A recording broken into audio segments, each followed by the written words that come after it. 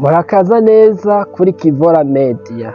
Mu gice giheruka twasize umuntu atazwi yinjiye mu biro vyabikwamwo inyandiko za kera kugira asibanganye ibimenyetso vyoshobora kwerekana ukuri ku vyagirizi vyashizwe kuri se wa Aline, ariko twabonye kandi ko hari umuntu yamubonye. Reka twinjire mu gice ca munani.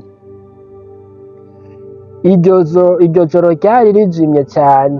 Uwo muntu yari yinjiye mu biro aca atangura kurondera dosiye zimwe zimwe, yugurura akabati kamwe yugurura akandi, amaherezo aronka dosiye yari iriko izina rya se wa Aline. Mu maso hiwe haca huzura akanyamuneza. Niyo nyene yafata dosiye ayikuramwo, yari yiteguriye kuyiturira, ariko akiri muri ico gikorwa yumvise ijwi inyuma yiwe, hagarara aho nyene. Uwo muntu aca ahindukira afise ubwoba, yasanze ari umurinzi w'ivyo biro yari yamubonye yinjira. Uwo muntu yaciye yiruka, umurinzi nawe acamwo aramukurikira, bariruka mu mwijima hatabona. Amaherezo uwo muntu aramucika, ariko mu gihe ariko arahunga hari ikintu caguye mu mufuko wiwe, umurinzi aca aragitora, yari ikarata y'akazi y'uwo muntu. Iyo karata yari igiye kuba ikimenyetso gikomeye cane. Bukeye bwaho umurinzi yaciye aza kubwirira abakuru biwe ivyabaye, baca batangura amatohoza. Se wa Eric nawe yaciye amenyeshwa. Amaze kubona ivy'iyo karata yaratangaye, yari azi neza nyene iyo karata. Uwo muntu yakorera umuntu umwe gusa, kandi uwo muntu yari afise aho ahuriye n'ibanga rya kera rya se wa Aline. Muri iyo misi Aline yari agifise amaganya menshi, naho Eric yaguma amuremesha, yari afise ubwoba bw'uko ukuri kutazomenyekana. Umunsi umwe Eric yamujanye ahantu hateze neza, hari ku musozi aho umuntu yashobora kubona izuba ririko rirarenga. Baricara hamwe, Eric aca aramubwira ati: "Aline, ndashaka ko unsezeranira ikintu." "Ni igiki?" "Ntuzoreke ubwoba kugutandukanya n'indoto zawe." Ariko aramuraba.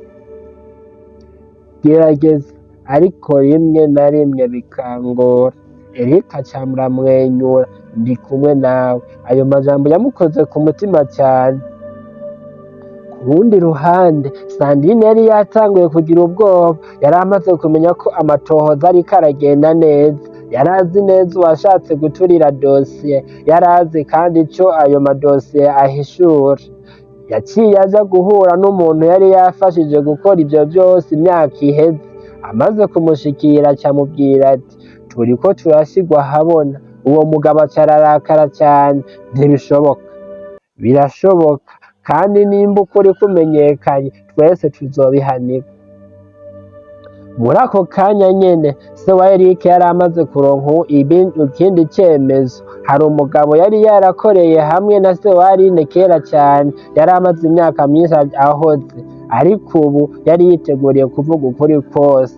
Bahuriye mu cumba c'amakoraniro. Se wa Eric aca aramubaza ati: "Mbwiza ukuri ico uzi cose."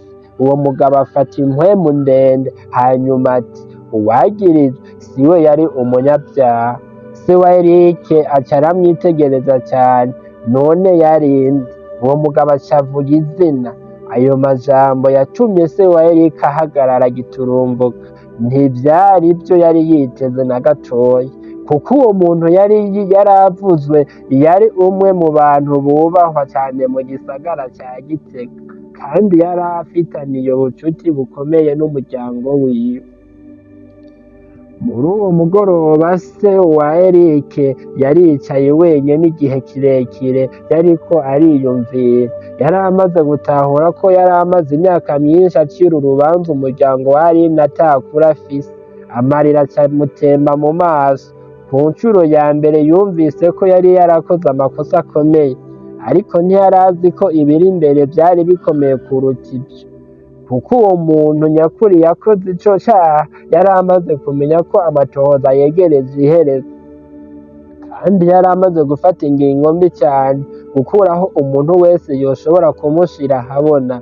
Uwa mbere kuri urwo rutonde yari se wa Aline. Nimba mwakunze iyi nkuru, bakora sabone kuri Kivora Media kugira tuzobandananye no mu gice ca 9 c'iyi nkuru. Mwari kumwe na Venuste.